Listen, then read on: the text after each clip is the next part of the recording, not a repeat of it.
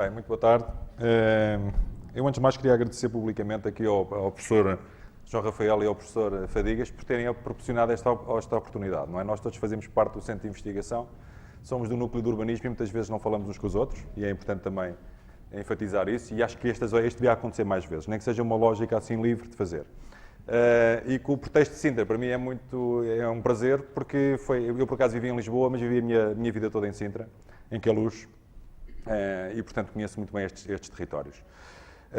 Bem, eu vou falar aqui, na realidade isto é trabalho que não está acabado, ok? Portanto vou falar de uma primeira leitura de dados que nós temos, e queria dizer, vou-vos falar de mobilidade, e a mobilidade, enfim, não vos quero agora dar uma aula teórica das aulas que também dou aqui, mas a mobilidade é resultado fundamentalmente da acessibilidade, ok? Portanto, o que eu vos vou falar não é das razões do porquê, eu vou-vos falar da temperatura, ok? Portanto, a mobilidade é como se fosse a temperatura, e nós, olhando para os padrões de mobilidade, percebemos se o doente está com febre ou não está, ok? Portanto, é isto. Por sua vez, a acessibilidade depende de 3 grandes Ds, que a malta gosta na literatura, para não se esquecer, da densidade, da diversidade e do design, ok? E, portanto, estamos a falar do urbanismo, quando falamos de mobilidade, porque o urbanismo condiciona a acessibilidade, que por sua vez vai condicionar a mobilidade, ok? Portanto, o que eu vos vou falar é da temperatura, como é que nós estamos em Sintra.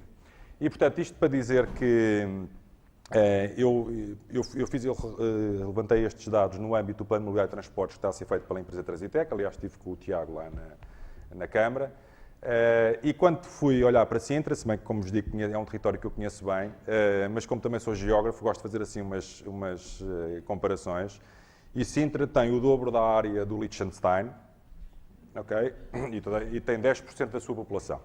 Aliás, o Liechtenstein tem 10% da população de Sintra, não é? Portanto, Sintra tem 350 mil habitantes, números redondos, o Liechtenstein tem 35 mil, não é? E 300 e tal quilómetros quadrados e o Liechtenstein tem 160. Números redondos, ok? E, portanto, isto para dizer que tive que fazer, quando fomos fazer um inquérito à mobilidade, o problema de estudar a mobilidade é que não há dados, é uma área interessantíssima, mas não temos dados, e, portanto, há um esforço grande, até do ponto de vista financeiro, de recolher esses dados. E eu fui o responsável por fazer, e tive que fazer, então, este trabalho, que me deu imenso gozo a fazer, mas o primeiro desafio foi dimensionar a amostra. E que amostra é que nós vamos ter, que número de pessoas e quem é que vamos inquirir, para ter um retrato de um território, okay, com 350 mil habitantes, e como vos digo, o dobro da área do Liechtenstein, que tem serra, que tem praia, é um Portugal em ponto pequeno, não é? Que é muito interessantíssimo por causa disto. Pronto. E para vos dizer que o que nós fizemos foi uma amostra, e agora, enfim, estou a ser assim um bocadinho cagão, mas das maiores que eu conheço, eu não conheço nenhum inquérito à mobilidade maior do que este, sou-vos sincero, ok? O inquérito maior que eu conheço foi feito a toda a área metropolitana de Lisboa em 2003, tinha cerca de 3 mil pessoas inquiridas, e nós temos um inquérito que tem 2.770 pessoas inquiridas, nós só inquirimos uma pessoa de cada agregado familiar, portanto, a nossa unidade de análise não foi a população no seu todo, mas o número de famílias, ok? E, portanto, da família só falámos com uma pessoa, e, portanto, indiretamente temos dados de 7.500 pessoas, que são as pessoas todas daquela família, e, portanto, estamos a falar de 2%, números redondos, do total de agregados familiares, que para uma coisa deste género, enfim, não sei como é que é nas questões da avaliação ambiental, mas para aqui é muito bom, ok? Portanto, obviamente temos uma margem de erro, mas é muito bom. E fizemos uma amostra, dividimos o território naquilo que nós chamamos o urbano ou o suburbano, que é aquela zona verde mais escura, e o periurbano, e temos 1.600 inquéritos aqui no urbano e temos 1.100 no periurbano. Estratificámos a amostra, socioeconomicamente, mas também territorialmente, para garantir que olhamos para os lugares e temos pessoas de todo o lado, ok? Basicamente de todo o lado, tentando garantir os 2% a 3% de famílias em cada um dos núcleos urbanos. Núcleos urbanos do INE, ok? Portanto, foi a nossa base de estratificação. E, basicamente, nós temos isto, são dados das pessoas, no grau da habitação, caracterização das viagens e do modo de transporte, e depois uma avaliação da satisfação. Perguntámos às pessoas se elas estavam satisfeitas ou não, com o seu tempo que demoram a chegar ao trabalho, com as condições do território, etc. Pronto, e é disto que eu vos vou falar. Portanto, hoje, volto a dizer, não vos vou tentar falar das razões do porquê, isso é uma coisa que andamos agora a tentar perceber, mas vou-vos falar da tal temperatura. Portanto, como é que o que é que nós temos hoje em dia, ok? Pronto, isto agora só um bocadinho, portanto, onde é que foi, obviamente... uma coisa também importante, que estou a mostrar estes mapas, portanto, nós não trabalhámos, ao contrário da maior parte do... está ali o Mauro, bem-vindo, não te tinha visto, está aqui o meu coautor. Não trabalhámos com nenhum tipo de zonamento pré-definido, que também é muito normal em estudos de mobilidade, definição de áreas homogéneas, trabalhamos ao ponto. Okay? Portanto, a pessoa foi inquirida, contou-nos o dia anterior, todo o seu percurso do dia anterior, ponto a ponto. Okay? Portanto, temos tudo georreferenciado, seja no Conselho de Sintra, seja, obviamente, que temos muitas pessoas que vão trabalhar para fora. Okay? Inclusivamente, apanhámos pessoas que trabalhavam aqui na Faculdade de Arquitetura, que foi interessante. Pronto, um bocadinho então de quem é que são estas pessoas. Portanto, obviamente, nós temos, isto é a nossa amostra, ok? Portanto, temos uma amostra um bocadinho tendencionalmente para as mulheres, é normal, as mulheres são mais predispostas a responder a estas coisas, é sempre assim, nunca vi um inquérito que seja ao contrário, mas estou a dizer, haverá aqui algum bias. Só inquirimos pessoas com mais de 16 anos, portanto, estamos a admitir que são aquelas pessoas que já são autónomas, portanto, não são levadas pelos pais à escola, se bem que, obviamente, se falarmos com o pai, ele diz-nos que foi levar a criança à escola. E tentámos, portanto, que houvesse aqui uma representação, isto foi uma das variáveis que controlámos, mais ou menos semelhante àquela do território de Sintra, para não termos muito mais pessoas qualificadas ou desqualificadas. 56% da população é ativa, estou-vos a falar de dados da nossa amostra, e cerca de 60% da população tem carta de condução e conduz, e apenas cerca de 30% da nossa amostra não tem carta de condução. Depois perguntámos também se as pessoas tinham passe, se compravam normalmente o passe ou não, só por curiosidade. Outra coisa também importante é percebermos as taxas de motorização. E, portanto, perguntámos quantos automóveis, quantas motas e quantas bicicletas de adulto, também temos as de criança, mas aqui para o caso é bicicletas de adulto, existem no agregado familiar.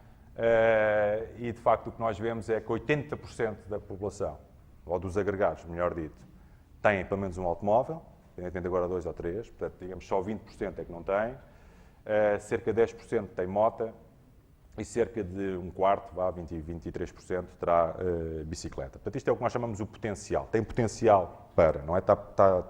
Tem o meio para poder mudar. E esta pergunta, que é aquela pergunta que se faz sempre, é a última pergunta do inquérito e que normalmente 50% das pessoas não respondem, como sempre, foi o que nos aconteceu, mas para termos uma ideia de quem é que estávamos a falar, vimos que temos basicamente 75% da população que tem menos de 2.000 euros por mês, mas também temos aqui, enfim, percentagens relativamente elevadas de população com mais rendimento. Ora bem, pronto, agora então falarmos um bocadinho do que é que... por acaso não tenho aqui o médio, posso depois dar-lhe o valor. Aliás, estes dados, a Câmara, não sei se já os recebeu, mas há de receber de forma... Mas, enfim, poderei calcular, não sei. Para estar a inventar, não. Mas diria que com esta distribuição, a média deve estar aqui a algures, ok? Não pode estar noutro sítio, portanto, 75% estará aqui, portanto, a média estará aqui entre os 1.000 e os 2.000 euros, provavelmente. Isto é valor líquido do agregado familiar, ok? Se bem que, como vos volto a dizer, só 50% da população dos inquiridos é que responderam, portanto, eventualmente quem ganha mais não responde, do agregado familiar. Ok? O que eu digo é que, pronto, agora desviando um bocadinho da apresentação, mas enfim, também acho que estamos aqui para debater, eu faço vários inquéritos deste género e tenho muitas vezes vontade nem sequer perguntar isto, porque normalmente as pessoas não respondem. Nós já por defesa é a última pergunta, que às vezes até cai assim um bocado, mas é exatamente porque, pronto, se não responder, pelo menos já não fica ofendido e já nos deu a informação toda para trás. Mas a percepção que se tem é que quem recebe mais não é quem recebe menos que tem medo de dizer, é quem recebe mais que não quer dizer, em Portugal. É esta a percepção. Mas é uma percepção, porque como as pessoas não respondem, não posso saber se de facto a pessoa não quer responder ou não. Okay? Mas, por exemplo, posso-vos dizer que eu no meu doutoramento fiz um inquérito também no Parque das Nações, que foi o meu caso de estudo, e é a mesma coisa, ok? Se bem que, obviamente, a distribuição do Parque das Nações é diferente. É diferente. Ok, mas pronto, então agora um bocadinho de padrões de mobilidade. Ora bem, a primeira coisa, portanto, nós, como eu vos disse, perguntámos o dia anterior, o dia útil, portanto, só estamos a avaliar o dia útil e excluímos a sexta-feira. Portanto, a sexta-feira não foi incluída, ou seja, não fizemos inquéritos ao sábado, porque a sexta-feira normalmente é um dia diferente do ponto de vista da mobilidade. E, portanto, nós temos a maior parte das pessoas a realizar 2 deslocações, portanto, digamos uma mobilidade, se quiserem, mais quadrada, como eu costumo dizer, casa-trabalho, trabalho-casa, ok? Ou casa-escola, escola-casa, mas também uma percentagem grande que faz 3, 4 ou mais deslocações, ok? Portanto, pode ser, vai levar os filhos à escola, vai para casa, depois vai ao supermercado e vai outra vez para casa, por hipótese, ok? E depois chegamos então àquilo que normalmente para nós na mobilidade tentamos, é a principal temperatura, que é a distribuição modal. E o que nós temos em Sintra, em 2017, portanto isto foi feito em maio, junho do ano passado, é cerca de 50%, 49% da população anda em transporte privado, portanto, estamos aqui a falar de automóvel e moto, motorizado. Mas temos 20% da população a realizar deslocações, ou melhor dito, 20% das deslocações são realizadas a pé, a bicicleta é residual, enfim, como é aqui na área metropolitana de Lisboa, de uma maneira geral, e cerca de 25%, que é a soma destes dois, de transporte público. Obviamente nós aqui destacámos a CP pela importância, aliás, como o Tiago explicou, o engenheiro Carlos Fernandes também de manhã, não é, da CP para toda a estruturação daquele território. Depois aqui, portanto, eu não tenho aqui mapas, é o que nós estamos neste momento a fazer, portanto, estamos a tentar representar isto espacialmente, tenho aqui só por freguesia. Devo dizer que estamos a trabalhar com as freguesias antigas, portanto, para vocês que trabalham na Câmara podem dizer, estas freguesias são as antigas. É de propósito, porque eram mais desagregadas e, portanto, não nos interessou trabalhar com estas que são mais agregadas. E aqui estão ordenadas, no fundo, eu ordenei, portanto, isto é dos dados dos censos, do menor para o maior percentagem do automóvel privado, portanto, que é o que está ali, o vermelho. Okay? E, portanto, o que é que nós temos? Nós temos aqui, segundo os dados dos censos, vemos perfeitamente que aqui são as freguesias mais urbanas, do eixo urbano, portanto, do policêntrico, como estava aqui a dizer o arquiteto Tiago, e a parte mais rural, muito mais dependente do automóvel. Mas o que é certo é que em 2017, e aqui nós pusemos exatamente a mesma ordem, já não é tão linear assim. Ou seja, continuamos a ver uma grande dependência do automóvel, enfim, na Terrugem, em Colares, em Sintra, os antigos de Sintra, que é normal, a oferta também não. Aí está, as condições de acessibilidade em transporte público são muito inferiores, mas aqui observa-se já algumas mudanças, enfim, que é o que, como eu vos digo, é o que neste momento me interessa também começar a perceber e analisar e tentar encontrar as razões para, que neste momento ainda não tenho para vos mostrar. E depois fomos ver exatamente a mesma coisa. Agora, este gráfico é o mesmo, vou voltar atrás, é o mesmo que este, mas ordenado, ok? Aqui é que é Luz, Mira Sintra, a Gualva, Montabrão, Cacém, Casal de Câmara, Massamá, Rio de Moro, é o eixo. A primeira de todas é que é Luz. Que é Luz, atenção, freguesia de que é Luz, portanto é lá embaixo daquela zona do Palácio, não é? Mas estava eu a dizer, portanto, agora este gráfico está aqui ordenado, tal e qual como ordenámos o outro, é a mesma informação, só está aí ordenado, ok? E voltamos a ter que é Luz, Mira Sintra, Gualva, etc. Total de deslocações e apenas dos movimentos pendulares. Não é? Portanto, o que é que nós vemos? E vemos que, por exemplo, aqui nas tais zonas que nós designamos periurbanas, portanto, São João das Lampas, Colares, Terrugem, por exemplo, esta dependência automóvel da deslocação diária ainda é maior quando vemos os movimentos pendulares, ok? Mas aqui é ao contrário. Portanto, por exemplo, o caso de Queluz, já agora falar em Queluz, nós temos cerca de 40% da população a deslocar-se em automóvel, mas nos movimentos pendulares tem um valor muito mais reduzido, ok? E mais uma vez, aquilo que eu estava a dizer, está próximo da estação, tem boa acessibilidade, provavelmente a maior parte da população trabalhará fora do concelho e, portanto, como nos disse o engenheiro de manhã, viver a 20 minutos do centro é espetacular. Já agora, só uma história pessoal, hoje temos aqui a contar. Eu estudei na Faculdade de Ciências Sociais e Humanas, que é ali na Avenida de Berna, e o meu grande amigo e colega vivia em Benfica, e eu vivia em Queluz, e eu chegava à faculdade primeiro do que ele. Okay?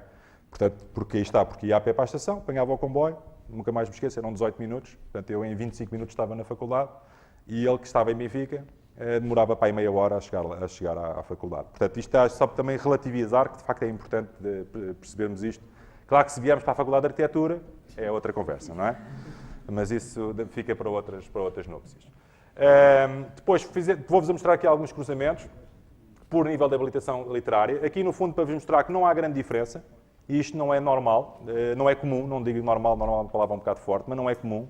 Normalmente nós vemos, por exemplo, que Quem tem maior nível de instrução tem normalmente uma maior utilização do automóvel. Em Sintra isto não se verifica, portanto é mais ou menos transversal relativamente a todos os níveis de instrução. O que quer dizer que também, já agora, há aqui muita gente pouco qualificada que depende e continua a utilizar o automóvel, okay? Pode-se ver pelos dois lados, okay? Costuma ser menor. Digamos, o que eu quero dizer é que, se vos mostrar dados de outros concelhos portugueses, o que nós costumamos ter é menor aqui e maior ali, okay? Portanto, aqui está tudo mais ou menos igual. E depois por um motivo, porque nós no inquérito perguntamos, a pessoa desloca-se e porquê é que foi lá fazer. De onde é que foi, para onde é que foi, que horas é que começou, que horas é que e qual foi a razão da deslocação, okay? Para tentar perceber então onde é que nós temos. Mais uma vez ordenado digamos, maior, por familiaridade de motivos, e o que nós temos é, obviamente, aqui, isto também é normal, uma grande dependência do automóvel para tudo o que é o levar alguém ou ir buscar alguém, levar a família à escola, levar a outro sítio, ou ao centro de saúde, ou ir levar ao trabalho, etc. E que, portanto, já agora aqui a questão da escola é determinante, porque nós não temos, na maior parte dos concelhos, transporte escolar de qualidade, e, portanto, cabe aos pais diariamente irem levar os filhos à escola, não é? E uma menor, ou digamos, a maior utilização de modos mais sustentáveis, se quiserem, é para compras e para lazer. Portanto, a bem ou mal, as pessoas conseguem ainda deslocar-se, se bem que também vão ao Fórum Sintra, e portanto para isso precisam de carro, mas também ainda conseguem fazer uma série de deslocações no Cacém, dentro de Queluz, etc., para compras e para lazer. Pronto, a nível da hora, enfim, isto não é nada que a gente já não saiba, portanto, temos uma hora de ponta da manhã muito acentuada, muito mais do que a da tarde, também é normal, digamos, quanto a isto, nada de novo. Como eu vos disse, isto nós estamos agora a transformar etapas em viagens, mas a primeira etapa, que pode ser a pessoa vai de casa até à estação do comboio, ou pode ser diretamente, eu vou de casa diretamente para a Faculdade de Arquitetura, por hipótese, vê-se desde logo uma grande heterogeneidade, mas há uma grande concentração também dentro do próprio concelho. Okay? Portanto, ou seja, aquela ideia da grande dependência do concelho para o exterior, nesta primeira leitura dos dados, não é assim tão evidente. É isto que eu estou a querer chamar a atenção. Pronto, e é exatamente isto. Portanto, há 67% das deslocações, a primeira deslocação são de curta duração e de reduzido tempo. Portanto, 17% até 5 minutos e 41%, se somarmos isto, 60% até 15 minutos. Okay? Portanto, há uma primeira etapa. Por exemplo, o que isto nos levanta, que é o que estamos neste momento a tentar perceber, é que, por exemplo, nós podemos, se calhar, e fruto do crescimento da cidade, enfim, de todo o concelho, pensar em tentar, e isso é que eu diria que seria a grande estratégia, já agora alertando um bocadinho para o futuro, tentar alargar a área de influência natural das estações de comboio, okay? Que está reduzida, que nos anos 50, 60, 70 serviria 80% ou 90% da população que residia, e que neste momento, portanto, a tal dispersão que já ouvimos falar de manhã, faz com que a pessoa já está para além da distância, digamos, confortável para ir para a estação. E para isso, entre ir para a estação e depois eventualmente não há lugar para estacionar, etc., a pessoa agarra no carro e vai-se embora para Lisboa e, portanto, dificilmente nós conseguimos mudar esse padrão. Por fim, portanto, só algumas coisas, não vos vou durar muito mais tempo, mas fomos perguntar então qual é o seu nível de satisfação com o seu padrão de mobilidade. Global. Portanto, sempre, ok, estou a descrever-me o dia de ontem, como é que classifica o seu nível de satisfação? E, curiosamente, vou-vos ser sincero, não estava à espera de ser tão alto. Portanto, temos aqui uma grande porcentagem da população que diz que está satisfeito. E depois fomos perguntar para cada modo de transporte qual é o seu nível de satisfação. E isto é uma coisa importante que eu também digo nas minhas aulas, que é normalmente quem anda a pé tem uma alta satisfação. Portanto, o andar a pé traz o benefício. As pessoas gostam de andar a pé, portanto, só não andam a pé mais porque não podem, ok? Mas de facto é aquele modo que nos dá mais satisfação. Mas do total, que se calhar aqui para vermos, também temos aqui cerca de 60%, que era aquele valor que vos tinha mostrado ainda agora. E depois vamos ver isto para quem anda de automóvel e para quem anda de transporte público. No fundo, são as duas grandes, não é? Os dois grandes grupos de população. E fomos perguntar a sua satisfação, e reparem que aqui já é muito menor, no total, portanto, temos aqui cerca de 35%, coisa que vale um pouco menos de 40%, que diz que estão satisfeitos ou muito satisfeitos com as suas condições de circulação, E queixam-se de quê? Queixam-se fundamentalmente dos tempos de deslocação em hora de ponta, já estaríamos à espera disto, para quem anda de carro, ok? Portanto, não estamos a falar quem anda de transporte público, e de estacionamento, nos principais destinos do Conselho, porque obviamente quem anda de carro quer estacionar, não é? Portanto, isto é evidente. Mas pronto, e portanto, basicamente, mas também nos alertam aqui uma coisa muito engraçada, que eu diria que é aquilo que justifica muitas vezes a tal compra da casa no tal sítio pouco acessível, que é, eu fora das horas de ponta, chego a Lisboa em 15 minutos. Não é? Claro que depois na hora de ponta demora uma hora lá a chegar. Mas o que me faz comprar a casa é pensar que eu fora da hora de ponta, isto é espetacular, eu em 15 minutos estou nas Amoreiras. Não é? Claro que depois a gente não vai para as Amoreiras, vai para outro sítio e tem que ir na hora de ponta. Mas de facto há esta percepção de que o investimento que foi feito, e especialmente a A16, também já foi referido aqui, não é? Que aumentou e muito a acessibilidade de uma grande zona do Conselho. Também perguntámos o que é que as pessoas, para quem andava de carro, o que é que eles estariam dispostos, quais são as razões para poder, eventuais, para deixar de andar de carro e passar a andar de outro modo. E 60% disse-nos nada. Ok? Portanto, 60% das pessoas dizem-nos, nada do que tu possas fazer vai fazer mudar de carro, o que nós agora sabemos que não é bem verdade, mas enfim, isto é o que as pessoas nos dizem, e portanto as duas razões que mais apontadas é ter um modo de transporte público rápido, eficiente e pontual. Portanto, no fundo, dá-nos a ideia que há aqui 20% da população que diz eu ando de carro porque a alternativa é má. E outra coisa também, que é as questões da coordenação e da integração. Portanto, seja porque demora muito tempo, transporte público, até existe, mas tem que mudar muito, perco muito tempo no transbordo, etc. Depois, para acabar, fomos fazer a mesma pergunta a quem andava de transporte coletivo. Aqui queria chamar a atenção, que foi uma coisa que para mim foi, enfim, se calhar porque já não vivo em Sintra há uns anos, admito isso, mas que é a questão da segurança. As pessoas queixaram-se muito de segurança, da falta de segurança. Seja da segurança na paragem, quando estão à espera do autocarro ou do comboio, seja no próprio veículo. Ok?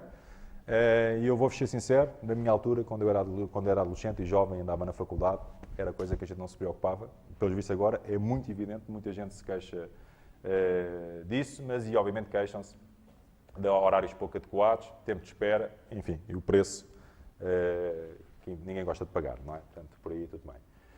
Por fim, isto é mesmo o último slide que tenho aqui para vos mostrar.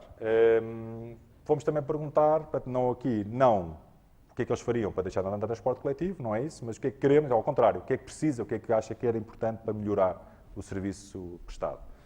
E, enfim, um conjunto de razões diferenciados, dos mais engraçados, quando a gente vai avaliar os inquéritos, rimos sempre um bocado, mas basicamente as pessoas querem mais frequência e aumentar a rede, que tem a ver diretamente com estas discussões que estamos aqui a ter da dispersão, não é? E de repente a rede já não está a servir, o desenho da rede já não está a servir as origens e os destinos. E pronto, é isto que tenho para vos dizer hoje. Muito obrigado.